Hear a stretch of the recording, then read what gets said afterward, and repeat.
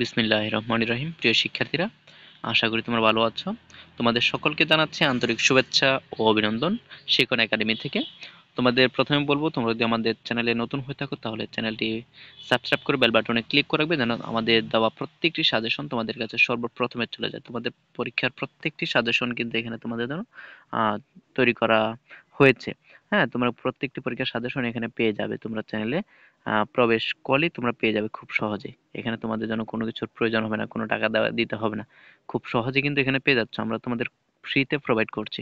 সুতরাং পুরো ভিডিওটি টেনে না দেখে পুরো ভিডিও দেখবে, আশা করি বুঝতে পারবে। তো আজকে তোমাদের আলোচনা করব, তোমরা যারা লেটার লিখতে অসুবিধা হয়, তোমাদের একটি লেটার শিখলে দেখবে যে সকল লেটার লিখতে পারবে। সেজন্য আজকে আমি তোমাদের জন্য তৈরি করেছি। তো তোমরা দেখতে পাচ্ছ এখানে প্রথমত যে লেটারটি লিখবে, আমি এখানে এমিন লাইফ সম্পর্কিত এখানে লেটার লিখেছি। লেটারটির কিছুটা অংশ লিখেছি। প্রথমত তোমাদের এখানে যে সম্বন্ধে থাকুক না কেন, প্রথমে তোমাদের এখানে একটি জায়গার নাম দিবে। আমি এখানে অক্সিজেন চিটাগং এটা দিয়ে দিলাম। এরপর তারিখ দিবে যে 15 জানুয়ারি 2025। এখানে তোমাদের যেদিন এটি লিখবে সেদিন এই তারিখটি দিতে পারো, সমস্যা হবে না।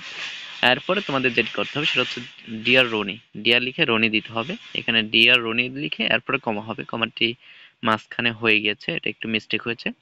তো এখানে একটু দেখো যে এট ফার্স্ট টেক মাই সালাম, প্রথমে সালাম দিতে হবে। এট ফার্স্ট টেক মাই সালাম, প্রথমে আমার সালাম নিবে।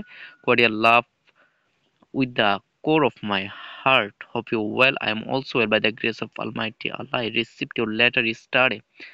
মানে হচ্ছে আমি তোমার পত্রটি গতকাল পেয়েছি। In your letter have wanted to know about, মানে হচ্ছে তুমি চিঠিতে যে বিষয়টি জানতে চেয়েছো। এরপরে তোমরা এখানে যাই পারো না কেন, যে বিষয়ে আসবে তার সংক্ষিপ্ত আকারে 2 থেকে 3 লাইন নিজের থেকে একটু তুলে ধরতে হবে।